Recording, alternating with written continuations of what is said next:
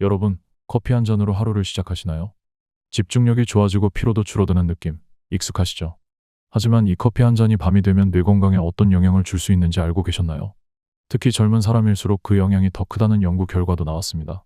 오늘 영상에서는 카페인이 수면 중 뇌에 미치는 충격적인 영향과 우리가 놓치기 쉬운 뇌 회복의 비밀을 함께 살펴보겠습니다. 끝까지 보시면 수면과 커피의 관계를 정확히 이해하고 실생활에서 어떻게 조절해야 할지도 명확히 알 수 있습니다. 영상 요약. 오늘 영상에서는 다음과 같은 내용을 다룹니다. 카페인이 수면 중 뇌파에 미치는 구체적인 영향, 카페인의 효과가 나이대별로 어떻게 다른지, 수면 중 뇌 회복과 인지 기능과의 관계, 커피 섭취를 조절하는 현실적인 방법과 팁, 중년 이후 뇌 건강을 지키기 위한 카페인 습관. 커피는 우리 일상에서 빼놓을 수 없는 음료죠. 아침에 눈을 뜨면 습관처럼 커피포트를 올리는 분들도 많으실 겁니다. 특히 바쁜 중년층에게는 피로 회복, 업무 집중을 위한 좋은 도구처럼 느껴지기도 합니다. 하지만 최근 발표된 연구에 따르면 이 커피 속 카페인이 밤사이 우리의 뇌에 예상보다 큰 영향을 주고 있다는 사실이 밝혀졌습니다. 특히 젊은 층일수록 그 영향이 더 뚜렷했다고 하는데요. 오늘은 이 연구 결과를 바탕으로 커피와 수면, 뇌 건강 사이의 연관성에 대해 자세히 알아보겠습니다. 1. 수면 중 뇌 회복과 카페인의 방해 작용. 수면은 단순히 몸을 쉬게 하는 시간이 아닙니다. 뇌 역시 이 시간 동안 중요한 정비를 진행합니다. 낮 동안 쌓인 정보들을 정리하고 기억을 저장하며 손상된 신경세포를 회복하는 과정이 모두 수면 중 일어나죠. 이런 과정이 원활하게 이루어져야 다음날 정신적 집중력과 감정 조절, 전반적인 인지 기능이 유지될 수 있습니다. 그런데 이 중요한 회복 시간에 카페인이 개입하면 문제가 됩니다. 캐나다 몬트리올 대학교 연구진이 발표한 연구에 따르면 카페인을 섭취한 피험자들은 수면 중 뇌파 활동에 뚜렷한 변화를 보였습니다. 특히 비렘 수면 단계, 즉 깊은 수면에서 뇌 신호가 더욱 복잡해지고 예측 불가능하게 변한 것으로 나타났습니다. 이는 뇌가 완전히 이완하지 못하고 계속해서 깨어있으려는 반응을 보였다는 의미입니다. 실제로 피험자들은 다음날 피로감을 호소하거나 집중력이 떨어지는 경우가 많았다고 보고됐습니다. 카페인은 원래 아데노신이라는 물질과 경쟁하는 방식으로 작용합니다. 아데노신은 우리가 깨어있는 동안 점차 축적되며 졸음을 유도하는 물질인데 카페인이 이 수용체를 차단해 졸음을 억제하는 작용을 하죠. 문제는 이 차단 효과가 단순한 각성 상태로 끝나는 것이 아니라 수면 단계 전체를 얕게 만들 수 있다는 점입니다. 깊은 수면이 줄어들면 뇌는 밤사이에 회복 기회를 충분히 얻지 못하게 됩니다. 궁금해하실 부분, 커피는 언제 마셔야 안전할까요? 가장 많이 받는 질문 중 하나입니다. 결론부터 말씀드리면 카페인은 섭취 후 체내에서 최대 6시간에서 길게는 8시간까지도 각성 작용을 유지할 수 있습니다. 따라서 오후 2시 이후에는 되도록 카페인을 피하는 것이 좋습니다. 특히 잠들기 6시간 이내에는 커피, 녹차, 에너지 음료, 초콜릿 등 카페인이 포함된 모든 식품을 삼가는 것이 바람직합니다. 이 규칙은 특히 40대 이후부터 적용하면 더욱 효과적입니다. 나이가 들수록 수면의 질이 자연스럽게 낮아지기 시작하는데 여기에 카페인이 더해지면 깊은 수면 시간은 더욱 줄어들 수 있습니다. 수면의 질이 낮아지면 다음날의 인지 능력 저하, 기분 변화, 만성 피로 등으로 이어질 수 있기 때문에 수면 위생을 관리하는 첫걸음으로 카페인 조절이 매우 중요합니다. 또한 개인의 체질에 따라 카페인 대사 속도는 차이가 있습니다. 어떤 사람은 오후 늦게 커피를 마셔도 아무렇지 않은 반면 어떤 사람은 아침에 한 잔만 마셔도 밤에 잠들기 어렵다고 느낍니다. 따라서 본인의 수면 패턴과 반응을 관찰한 후 자신에게 맞는 섭취 시간대를 설정하는 것이 가장 현명합니다. 혹시 오후 시간에 피곤함이 몰려오고 습관처럼 커피에 손이 가신다면 대체 음료를 고려해보는 것도 좋습니다. 보리차, 캐모마일, 레몬밤 같은 허브차는 몸을 따뜻하게 하면서도 카페인이 없어 수면을 방해하지 않고 정신적인 안정감을 주는 데도 도움이 됩니다. 이 카페인이 뇌 신호에 미치는 과학적 영향. 이번 연구에서는 카페인을 섭취한 그룹과 그렇지 않은 그룹의 수면 중 뇌파를 비교 분석했습니다. 실험 참여자들은 잠들기 전 일정 시간에 카페인 캡슐을 복용하거나 위약을 복용한 후 수면 상태에서 뇌파 활동을 정밀하게 측정받았습니다. 그 결과는 매우 흥미로웠습니다. 카페인을 섭취한 그룹에서는 깊은 수면 단계에서 나타나야 하는 느린 뇌파, 즉 세타파와 델타파의 활동이 감소했고 반대로 깨어있을 때 주로 활성화되는 베타파의 활동이 증가한 것으로 확인됐습니다.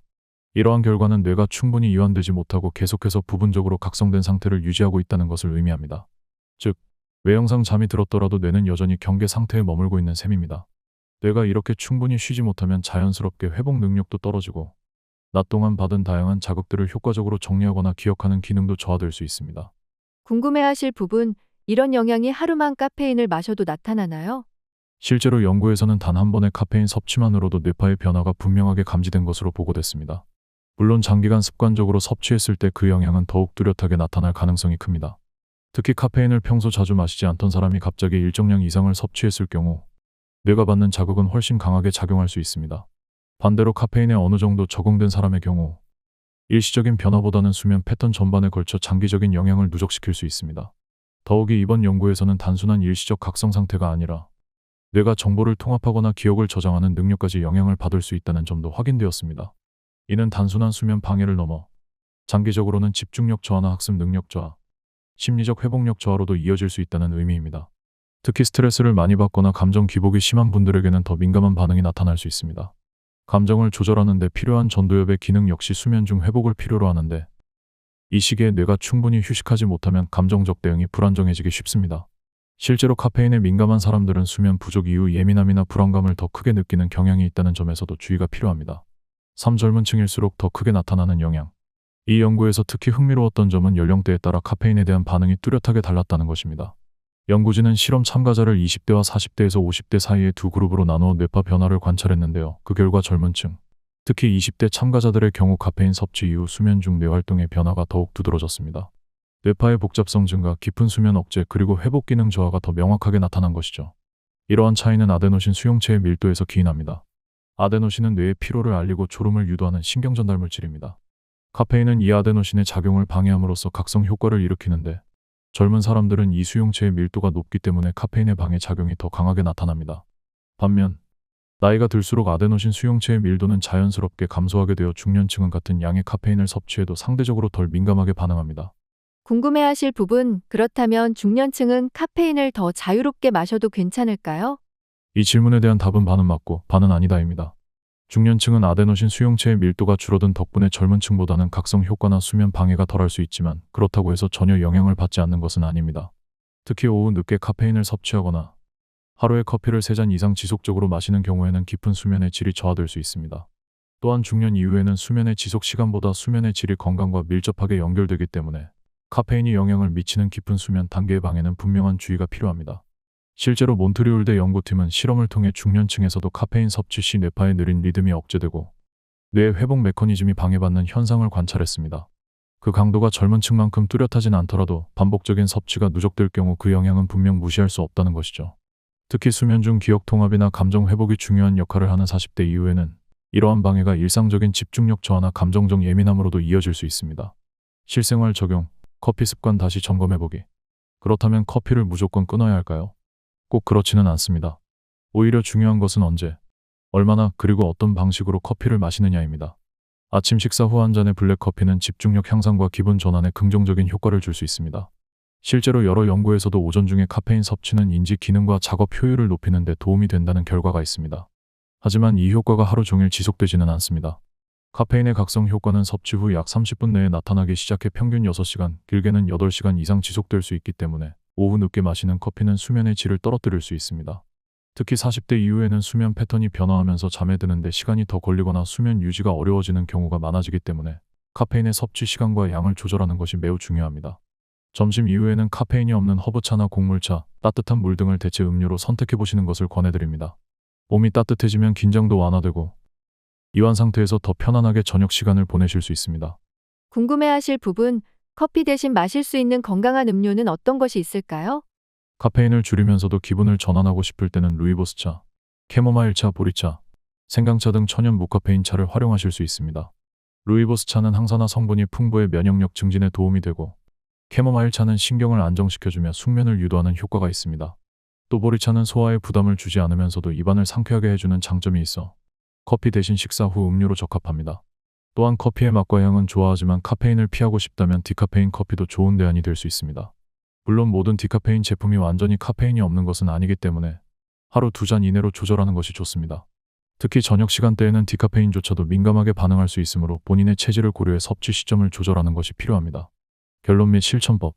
오늘 내용을 정리해보면 카페인은 단순한 각성제가 아니라 수면 중 뇌의 활동과 회복 기능에까지 영향을 미치는 물질이라는 점이 밝혀졌습니다.